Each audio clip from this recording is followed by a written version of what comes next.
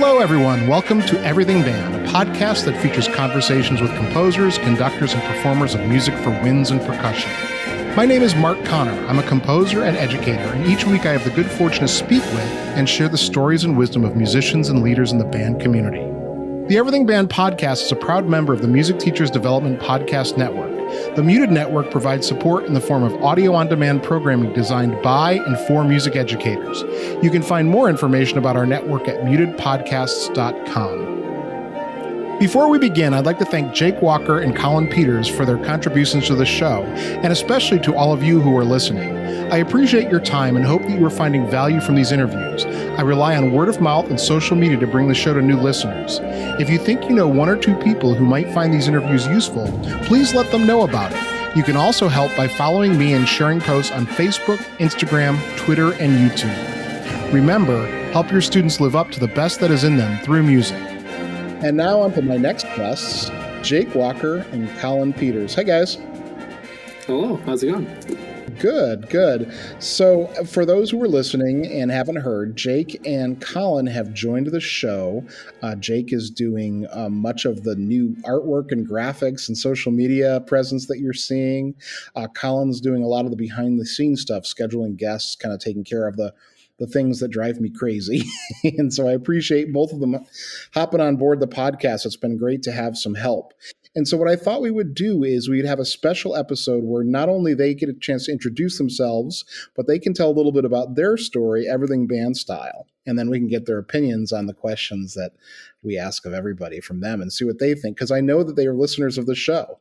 All right, so Jake, let's start with you. Can you introduce yourself for the listeners? Yeah, hello everybody. My name is Jake Walker, and I'm a 5th grade band director in Huntley, Illinois. So I'm teaching just outside of the Chicago suburbs. And this is actually my second year teaching, and I commute actually to my job because I live from Belvidere, Illinois. So that's about 25 minutes away. So I'm a graduate of Northern Illinois University in 2019.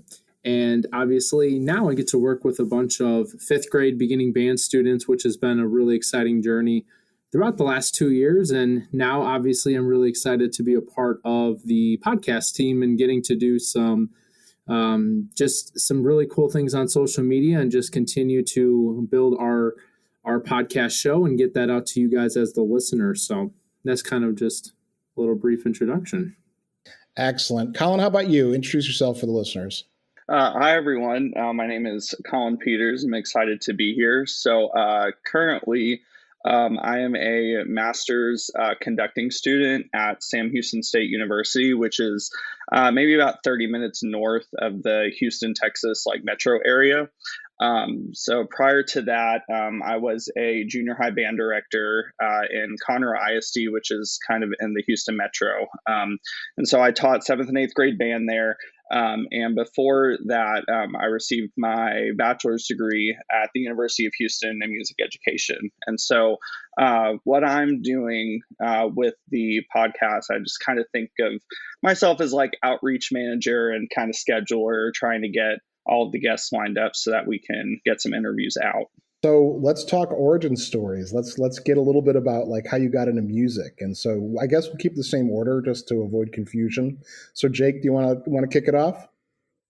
Okay, so my origin story for music, just growing up in school, I think I quickly discovered that I wanted to be a teacher, but I never knew what exactly I wanted to teach, because I remember being in 1st grade and just really passionate about helping others. And I had teachers that gave me opportunities to help tutor and mentor other students. And that 1st grade teacher is somebody that I stay relatively connected to on Facebook, for example. And I get to see how that journey has really developed me throughout the years, because as I went through school, I just continued to get more and more involved with helping others. And as I got into middle school and I finally joined band and I started playing trumpet, those experiences really ignited my passion for music. And so along the way, it's like I said, I knew I wanted to be a teacher at a certain point. And once I got into music, that's when I connected the dots and realized that, hey, I'm really passionate about music and with teaching. So this would be a perfect career for me. And of course, a lot of different educators helped influence that. And I think one of the things I like to give credit to is the fact that it's not just music teachers in my life that influenced that. It's English teachers and math teachers and a lot of different people, because I think they've taught me a lot of different skills that have all been tied into the job that I have today. So I give them a lot of credit. And of course, I give my music instructors a lot of credit for the several years that I was in music. And those experiences were just really, really fulfilling for me. So that's kind of where it got me as I made my way through college and where I am today. All right, Colin, how about you? What's your origin story? How'd you get started in music? Yeah, so actually, very similar to Jake with influential teachers at a really young age. I am still in contact with my second grade teacher, actually. And, I can just remember from really early on that, teaching in some way, shape, or form always seemed like maybe that was kind of the route I was going to go. And growing up, I grew up in a one high school town, a couple elementary schools, one junior high, one high school.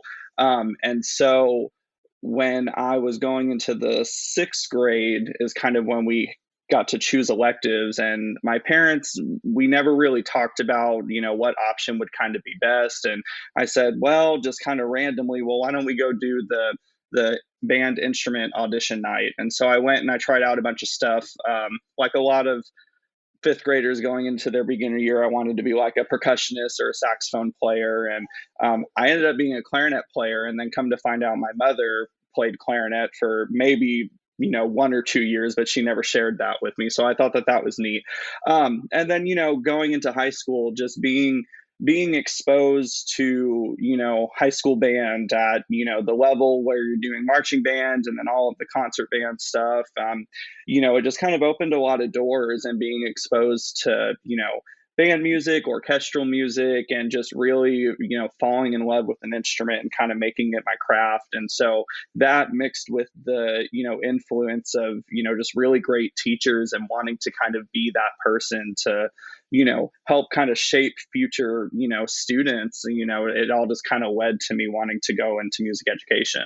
Excellent. So there's something I want to ask both of you, and we'll kind of take turns again. We'll start with Jake. And Jake, I just asked you, you're from Northern Illinois. Colin, you're from Texas. One of the observations, that when you're in the band community long enough, is that there are certain spots in the country where bands are really emphasized, and Chicago tends to be one of those historically. And of course, Texas we know about. And so I just kind of wanted to talk a little bit about, Jake. What do you find unique or special about the area, Northern Illinois, where you're teaching? Yeah, I think what is really special about the area is I grew up outside of the suburbs. And so my experiences are different in a really unique way, because you're coming from, the same general region. However, there's smaller schools, and then you get into the suburbs and there's a lot of big schools, a lot of people are involved in a lot of opportunities. And I think what makes this area so unique is the music educators network a lot. There's a lot of discussion consistently happening. And I think that is what makes this just a really special thing. There's been so many different teachers that I've been able to connect with. And that's helpful in many ways, not only just, playing wise on your instrument, but it's helpful as a teacher. And so those experiences from having different opportunities based on if you're in the suburbs or you're out in more rural areas make it more unique. And I think we've been able to tie it all together as a state. And that's kind of what's making it a really great place to teach and even play your instrument. Colin, now Texas is legendary, and we all know the stories, and our friends and other podcasts share them. But tell me about your Texas experience and how you see that as being unique. I guess I didn't really mention this as a second ago, but the town I grew up in, Dickinson, Texas, is kind of right in between Houston and Galveston. That whole general area is still kind of considered the Houston metro. And so what was really interesting, me growing up, I mentioned how, my town was just a one high school town. And I think that their hope and desire is for it to always kind of stay that way. But surrounding us, however, were these really big school districts with 6 to 10 high schools, and everyone's, a giant. At the time it was a 5A. Now they would be giant 6A districts. And so, I felt one thing that I really enjoyed about my perspective and my experiences was kind of coming from a smaller district and at times a smaller band program, and going to things like band competitions or region auditions, or just kind of getting to go around and like see kids from other schools and kind of get to share their experiences. And one thing that I think is really great about this kind of Texas band director network that I kind of live in now is just we can be from all different parts of the state. So, Jake, I want to ask you, you're teaching, you said fifth grade beginners primarily? Yes, that's correct. So what's your favorite thing about teaching beginners? And then give me your best tip. Yeah, I think my favorite thing about the beginners is that it's honestly, I think it's fun that it's all on my plate to start them. And, it's really up to me to give a really strong foundation. So I think what is really exciting is you have to be energetic. So my tip for anybody would be, when you work with really young kids and really any age, but especially your beginners, you want the energy level to be there, because you want to show them right off the bat that what you have in your program is going to be exciting to them, and the future for them will be just as exciting. So you got to have the energy, and that's what my favorite part is, and just getting to work with a variety of students and just, again, different backgrounds. It just makes the experience so fun, not only for me, but hopefully for my kids. All right, Jake, so what's your favorite instrument to teach? So obviously I mentioned my primary instrument is trumpet, but I think my favorite instrument to teach besides that is probably percussion. I love the opportunity to have multiple instruments to teach, and I think it's special to kids because they have more responsibility with taking control of, hey, am I working on snare drum, and how am I doing with mallets and auxiliaries? So there's a lot to do, and I think that's what keeps me really excited too, is that there's just a lot of opportunity with that section. Yeah, so my favorite instrument to teach in my band, even though I'm a trumpet player originally, is the clarinet. I really enjoy teaching the clarinet for some reason. And so speaking of which, Colin, you were a middle school band director before entering graduate studies. So tell me about what that was, your program, and did you have beginners? Yeah, so the district I taught in, I guess in some cases might be considered a little unique. I'm not really sure, but we had what were called intermediate schools, which were fifth and sixth grade campuses, and our school district started band in the fifth grade. And there were separate band directors that actually taught at those beginner campuses. And so I taught at a junior high, which was seventh and eighth grade. And so my job all day, which I really enjoyed, was really just getting to teach band. And we were what's called a triple C junior high, so which is like the biggest classification in Texas. And so we had a 7-period day, and we had 6 band classes all day long.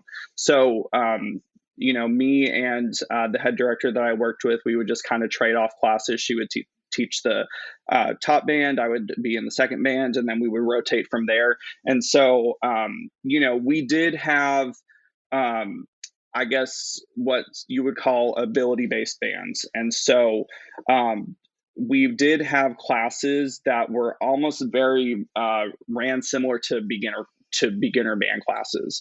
And so some of that was really spent on reinforcing basics, reinforcing fundamentals, making good fundamental sounds on the instrument.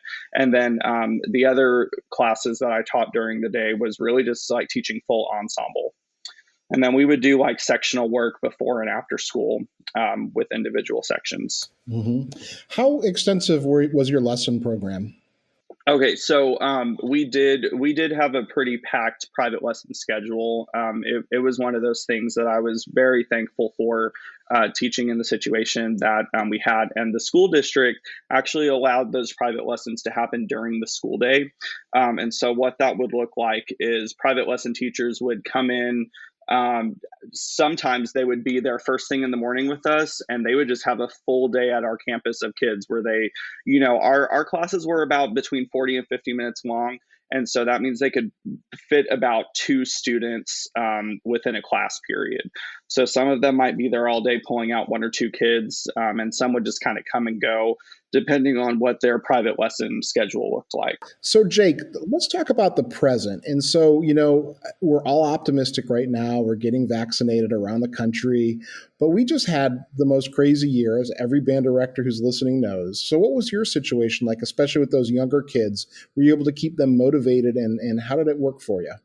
Yeah, so obviously this all began to unfold just a year ago now. We're finally at that year mark here with all the changes that happened, and obviously we went remote as soon as the pandemic began. And fortunately, one of the things that really helped is we were at a point in the year where my beginners last year were able to be a little bit more self-sustaining. So, I could utilize different programs like smart music and other activities where they're capable of practicing on their own and me being able to give them feedback, even if it's not in that direct moment. So that was nice. And then obviously going into this school year, there's more challenges because you have to start from day one completely remote. So in my situation, I have been remote all the way up until this point.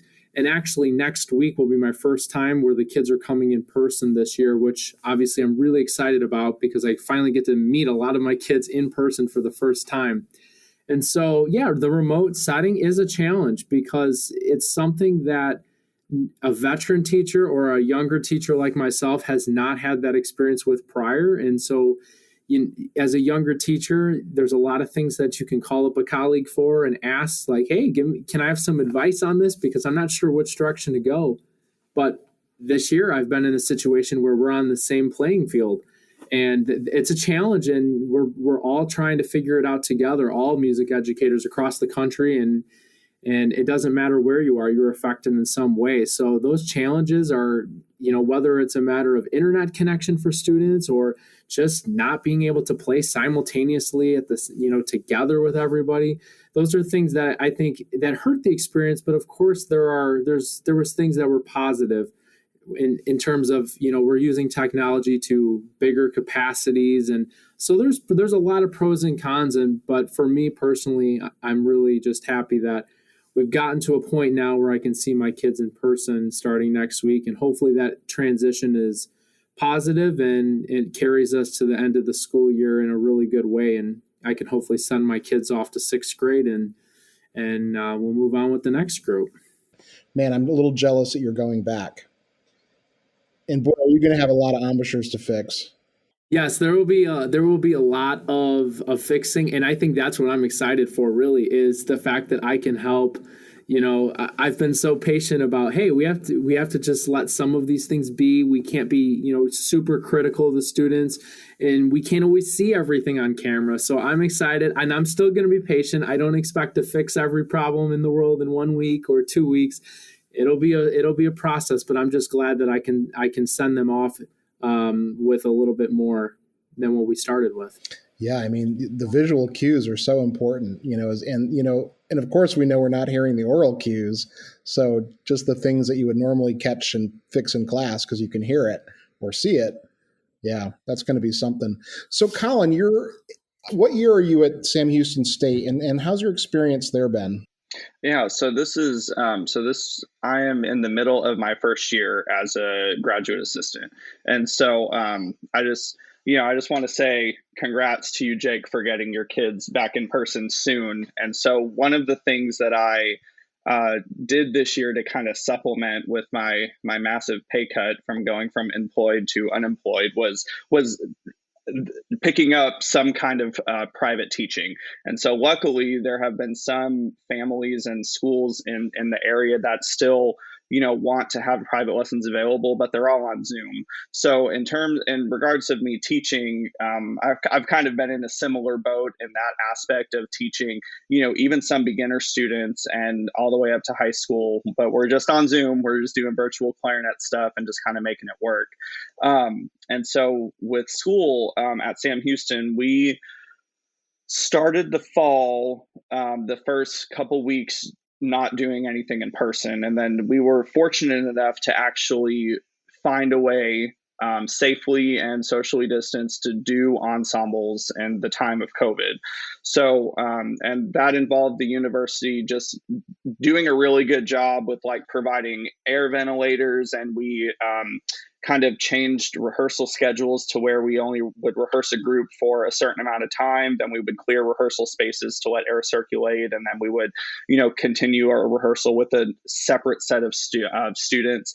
And so it worked for us in a way where there was no spread of COVID from the band department at the university. So I am very fortunate and thankful for that, because I decided right before COVID happened that I was going to leave my junior high teaching job to go back to school. And then everything happened with COVID. And I was like, oh, well, was this even the right decision? Am I even going to be able to get to like do anything? And so I am very thankful for that. So we have been able to do band and ensembles. A lot of our classes have been virtual, like academic based classes. So like I'm in a graduate level theory course.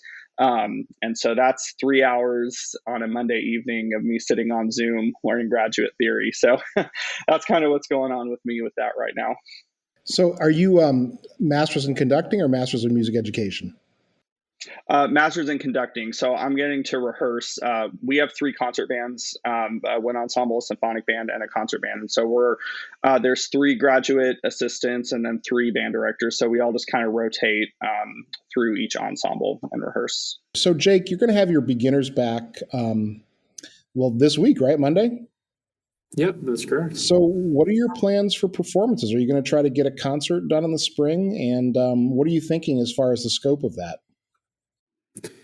Yeah, so obviously I would like to try to get the kids to, be able to have some kind of performance opportunity. And right now the picture is still a little unclear. I think what'll be really helpful is to see how the next several weeks here going into April kind of evolve and play out here. And that'll give me a better idea of what can we do.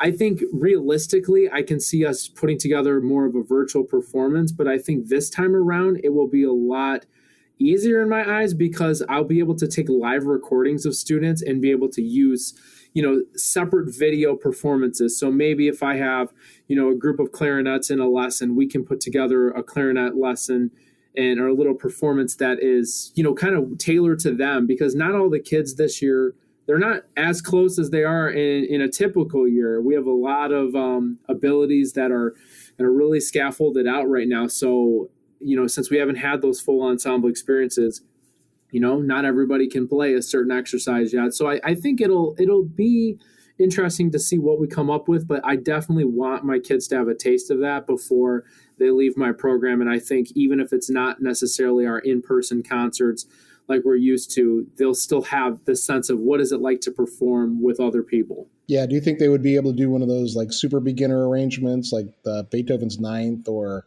you know what I'm talking about? Those just quarter note, half note. Oh yeah. There's definitely, I think there's going to be opportunities where we'll be able to throw some stuff together, and it'll be a good learning experience for everybody. All right, Jake, what's your favorite beginning band piece to give your 5th graders? I'm going to say the Lost Kingdom. I think that's the piece I'm thinking of, and it's the one by John O'Reilly. That one is the one I'm actually planning on doing. Yeah, there's a lot of it is John O'Reilly. There's a lot of really good grade half pieces. I mean, in some ways they're very charming, and I like to write them. They're fun. So I used the Lost Kingdom last year for my kids, and it was a piece that you can be really confident in performing with it, because it uses mostly just the first 5 notes for all the kids. And so by the time we would get to like January, a lot of the kids are already capable of playing a lot of the concepts in the piece. So I think that's a really good piece that I enjoy working with the kids on. And there's just so much excitement with it. So I think when I introduce that to my kids this year, they'll get a good kick out of it. How about you, Colin? So you mentioned that you're getting a chance to conduct. How are your groups doing as far as relative to a normal situation?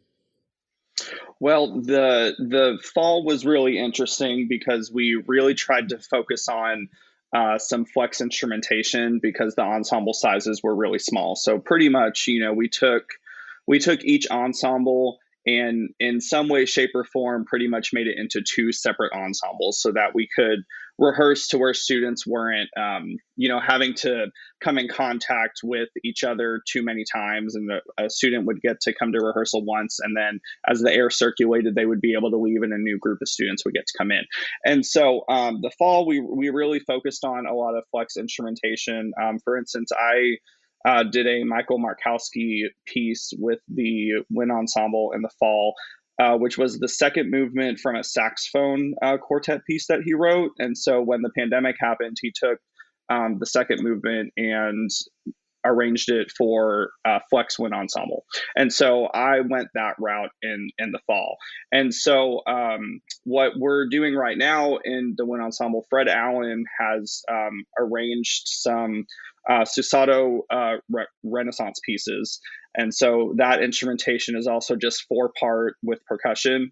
And so we're doing some of that to kind of teach the undergrads about some Renaissance style and exposing them to Renaissance music. And then a piece that I'm doing is the Rodrigo Adagio for wind orchestra, which is also, it's not a flex piece, but the instrumentation doesn't call for a full wind ensemble. So I'm getting the opportunity to, do a staple kind of in the wind band literature that is not going to interfere with COVID restrictions. So I guess I want to ask you guys, since you're new to the show, or at least 8 weeks into being partners with me on this, what are your visions? I know I've put this together. I sort of have had the vision for years, but I'm energized by what you guys bring. And so, Jake, what's your vision for the show? What direction would you like to see us go in?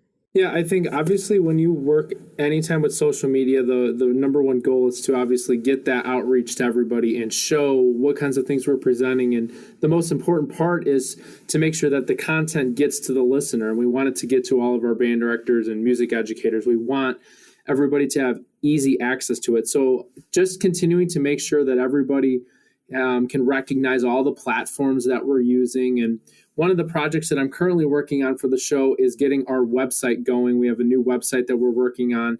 And one of the features that will be on there is you'll be able to see, you'll see more of a breakdown by seasons of the show. And so you'll be able to go through and find all of our previous episodes. And then obviously when new content is put up on there, that'll be really helpful. So you can it's that one location to find all of our resources and things happening with the show.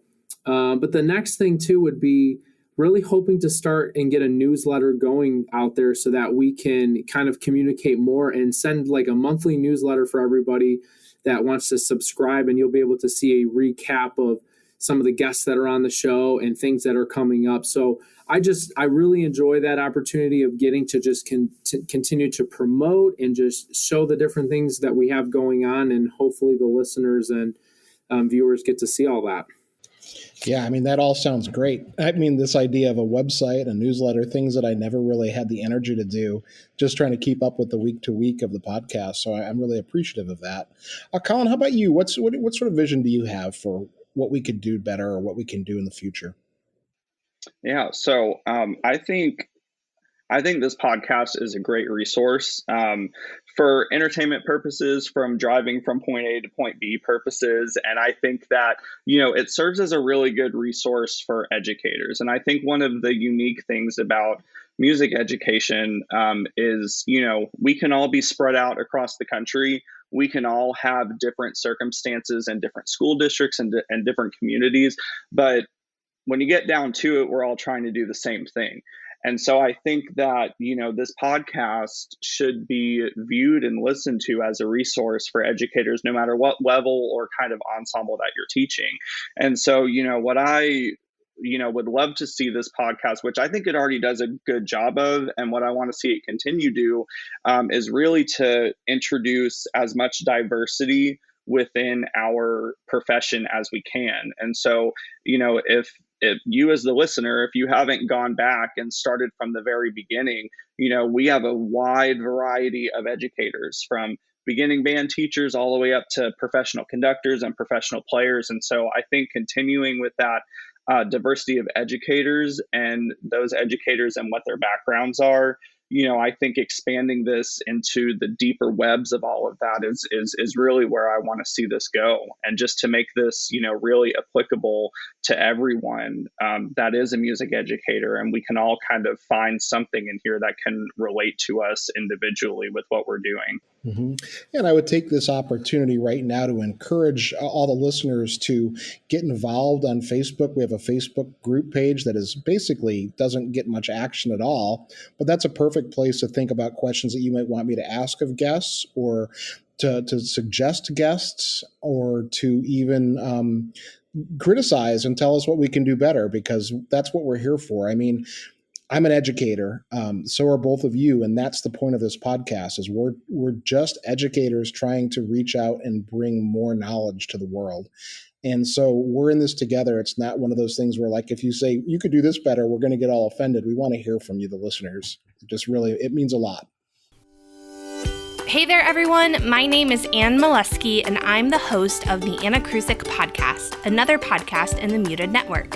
It's my mission to help music teachers be more purposeful, sequential, and joyful in each and everything they do as teacher-musicians. Join me every Thursday as I share tips, tricks, and meaningful conversations with other music teachers about how to make the general music classroom more intentional and impactful for both you and your students. All right. So shall we, because there's two of you, we need to jump into this pretty quickly. Let's do the questions I ask every guest. So you've listened to them, so now you get a chance to take your crack at them. And the first of these, Jake, is what do you think is the line between healthy and unhealthy competition? Yeah, so competition in school, this is the way I look at it, is there are obviously great moments for competition, and there are some times where we may push our limits for our students too far. And I think you want to be realistic. And this is, if you look at society as a whole, we know that there's a lot of competition out there.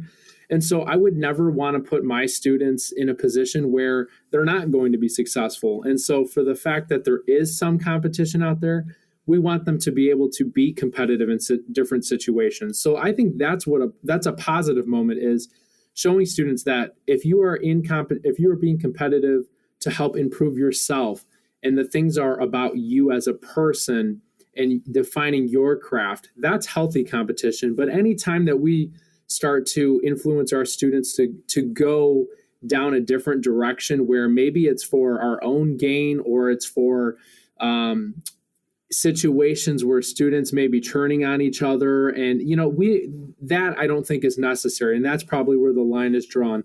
But I definitely think we can have moments where we have some healthy competition, and that's going to help our students in their future. So, Colin, where do you draw the line between healthy and unhealthy competition?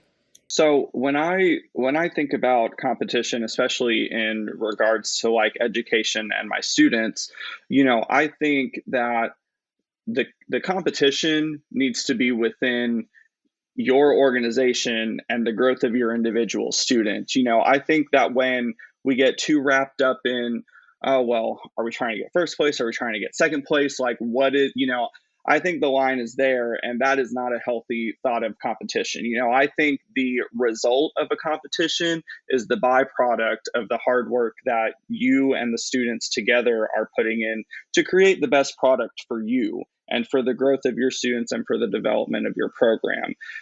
I don't think that we should ever approach a marching band contest or a concert band contest with the ultimate goal of coming out first place. I think your goal in a performance or in a competition setting is to put the best product on the field that you and your students feel good about. And then, whatever happens with the results is a byproduct of the work that you put in. So, Jake, the next question for you is, how do you find a work-life balance? So, as you mentioned, this is my second year teaching. And so obviously there's a lot of learning going on in this amount of time. And obviously with the pandemic happening, it's just, I feel like my true second year will come eventually. One thing I want to add about my job is when I got there last year, my program is brand new. So I started the program from day one.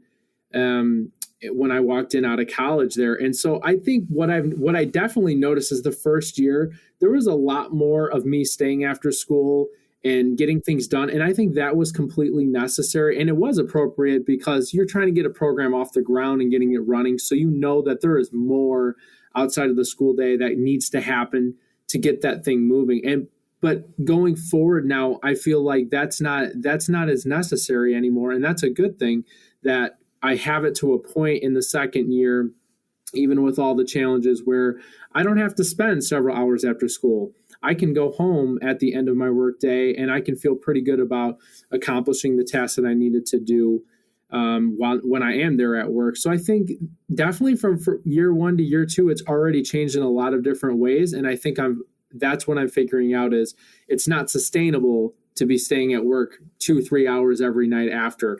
What's more sustainable is getting your work done at school. And if there are moments when you need to do it at home, then, you make time, but you got to set boundaries. So, and I'm sure I'll continue to learn going forward. Yeah, there's no question. Your first year or two are when you work the hardest in any teaching job, because, you really don't really know what you're doing. And so you're responding to everything rather than being proactive to everything. After you've been doing it, and people talk about the 5 years or whatever it is, but there's a certain point where you know how it's going to go, if you know what I mean.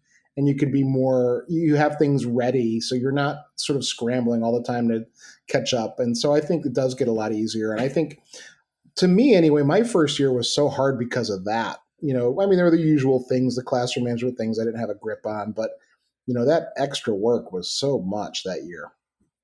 Colin, how about you? How do you find a work-life balance? So I really enjoy this question, and I think it's something as band directors, especially young band directors, it's discussed a lot. And so just a tiny backstory. So the band program I grew up in, that one high school district, when I decided that, I was going to go into music and I really wanted to be a band director, I was kind of started to look at how the band program that I was growing up in was being ran. And what that consisted of was, my band director would get to the band hall at like 5:45 in the morning. School day didn't start till about 7:30, but he would get there at 5:45 in the morning. Sometimes we would have sectionals at 6 a.m. until school started. We would do our school day, and then he would be after school in the band hall, sometimes until 7 or 8 o'clock at night. And the school day got out around 3 o'clock. And it was kind of like clockwork every day. And so I grew up and even went through my undergrad just kind of thinking that that's what I was getting into. And I'm not going to lie, I was totally okay with it. I was like, okay, well, this is what band is. I'm going to be there all day. And, I'm going to get to, do sectional work, band rehearsals, spend one-on-one time with students. And I thought that it was going to be great. And then I got my first job, and I credit all of this to my head director at York Junior High. She looked at me dead in the face when I got that job and said, "We go home after school. We go home after school." And so I'm going to be honest, the work-life balance was kind of just thrown in my face. And I resisted it a little bit. And, I would kind of sit there at the end of the day as a first year teacher and be like, well, what about this, and this? And, I don't feel like I know what's going on as a first year teacher. And, we would stay occasionally to do things. And she really taught me how to be efficient in my workday and before school, so that after school I could go home. I could go to that doctor's appointment without having to, take a day off of school to do that, because of whatever. And, then I was able to, find hobbies and see how I could be an effective band director and still do things in life that I enjoy outside of the profession. So I am forever grateful for her for just kind of just telling it to me how it was. And then that's just kind of how my life was structured from that moment on. Yeah, that's interesting that she told you to go home at the end of the day, because my father was a longtime teacher. He taught over 50 years.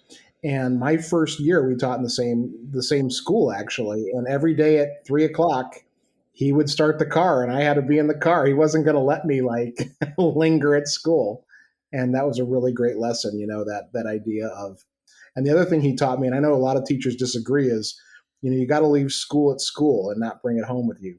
You can do some work, you can grade papers and that kind of thing, but you leave the drama, you leave the emotions, you leave all that stuff in the parking lot. All right. And so the next question is the big one, Jake. And what are the challenges that you see that are facing band instrumental music education? And how do you think we're going to meet them? Yeah, so in today's climate, I think obviously if you asked me this question a year ago, it's probably a different story. But with the pandemic, it's so obvious that we have some challenges with how do we even get to have band in a lot of our schools. And it's slowly and very steadily starting to come back in many places. And there are some places where we're still remote and we don't have ensembles.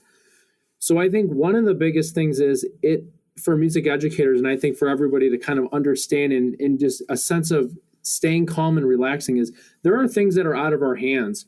So throughout the process, I know we get worked up about, are we going to be able to do this? When can we get back to playing? And obviously we're all so eager, but I think the best thing for everybody's sanity is to stay relaxed here and just let the process play out. And obviously there's a lot of people doing research and taking part in these studies and trying to follow guidelines, and it's all going to come. So I think the future, it is going to be bright. Obviously, we're going to get out of this and things are going to get back to a place where we can be really, really proud and excited to come into our schools and go to our ensembles and getting to perform and conduct. Those things will be there. We just have to stay patient and continue to work at it. And we have to really help out in many different ways. Whether it's, we have to sit here and work on getting our schools that are remote, trying to get them into the process too. So we just have to stay patient, but I am optimistic. And I know that at some point here, we will get to points where we are going to have those experiences that we all miss. And the bottom line is our music programs are still here. They never went away. We are still here despite those challenges. And so music education did not vanish. Music education just looked different this year, and it's going to look different. And who knows, it may look different forever, and we never imagined it being this way. But the bottom line is we are hopefully smarter, and we are more equipped with going forward and, building those relationships with the kids and, having them understand that, hey, our programs didn't necessarily look the way that we had hoped this year. And that's okay, because going forward, we're going to stick through it. We're going to be here because we love music and we like having the family atmosphere in our programs. So I think we have a lot to look forward to in the road ahead. Colin, how about you? Same question. Challenges facing instrumental music education. Right. And, Jake said a lot of things that I personally think are 100% correct. And I agree with him on it. And I think it's such an interesting place right now because when all of this happened and then all of a sudden teachers were thrown, hey, you're going to be teaching remote, I expected nothing less than what happened, which is music educators finding a way to make it work. It's not even about benefiting the program at that point, but it's about benefiting the individual student. So, I say hats off to everyone for what they've done. And I think it's an interesting spot right now because just like Jake said, a lot of this kind of is out of our hands and we kind of just have to sit and wait and keep doing what we are doing. And, I think if the hope is to get music programs back in person, then we keep on the same trajectory that we're going. I think it's also really important that we advocate that, yes, we did do an amazing thing by making, virtual band happen. And in a lot of ways, I think that people need to be open to seeing that their band programs might look different if this is going to become a way of life. And I think that there's a little resistance to that right now. And so I think that might be a struggle for maybe the community as a whole in regards to music educators. And so, I think being patient, like Jake said, is the number one spot to be right now. And then you need to have a plan. I think we need to have a plan when your school district comes to you or your state, legislators come to you and say, school's going to look like this. So what are you going to do? I think having a plan for both virtual and in person and just being flexible and showing that you can be a team player in this situation is really going to be the best route to go, because unfortunately we don't control that, and so if we all love band for the reasons that we love band, which is getting those kids to fall in love with an instrument, fall in love with music, and get to be a better human by getting to express music, then we have to roll with the punches and just make it happen. So, Jake, if I invented a time machine and I could take you back to your high school graduation, what advice are you going to offer to yourself? Yeah, I think my advice I would offer myself is I needed to just kind of relax. I think I felt like I was such a go-getting person coming out of high school that I was just ready to get in college and just graduate and get out into the field. And I enjoyed college so much after I got through my music ed program. And I just wish that I would have had a little bit of a different mindset. Not that it was a negative one, just one that it just felt like I was ready to just rush in and be a teacher. And that's all great to have that energy and passion.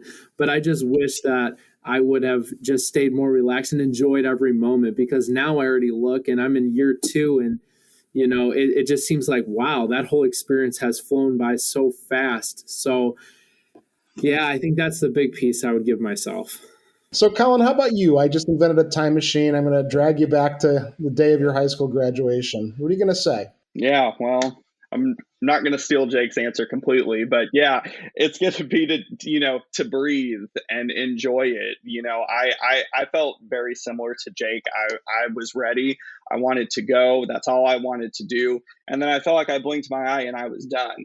And I know that I enjoyed it, but I don't know that if I enjoyed especially my undergrad to the fullest extent, if I actually would have just kind of paused and let some of those moments sink in, because there were a lot of highs.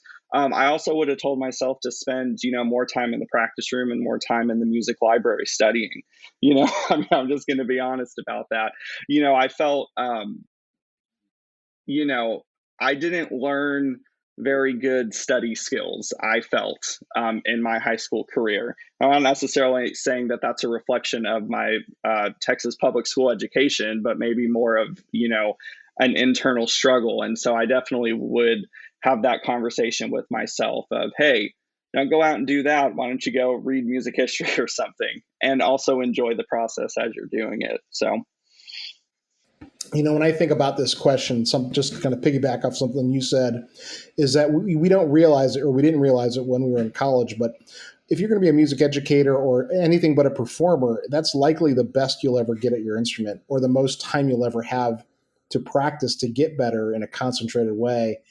And so then when you leave and you're like, wait a minute, I don't have that time I used to have. It's, it hits you pretty hard, I think.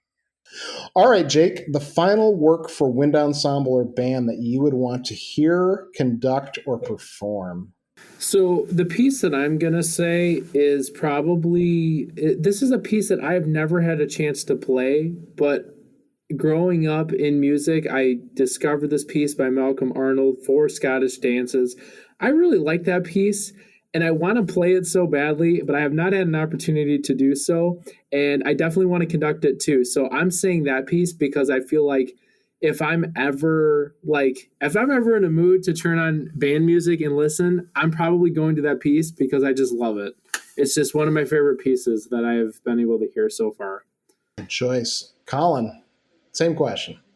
Yeah. So Irish Tune from County Derry would be my piece. If it were my final concert and I could pick what I was going to conduct, I think that would be the piece.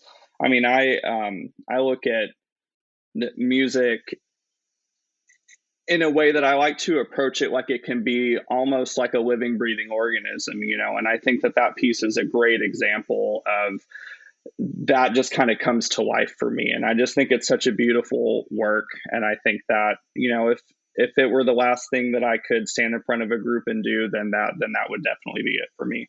Jake and Colin, both of you are easily accessible on Facebook. That's actually how I found you. But let's talk about ways that they can reach you and maybe ways that they can reach the show. So you can find me on Facebook. You can find me on Twitter, and my Twitter handle is JakeWalker1000. You can also find me on Instagram, same handle at JakeWalker1000. Excellent. Colin, how can people get in touch with you? Yeah, you can find me on Facebook, Colin Peters with one L. And then my Instagram handle is Colin Jameson P. So you can find me on Instagram also.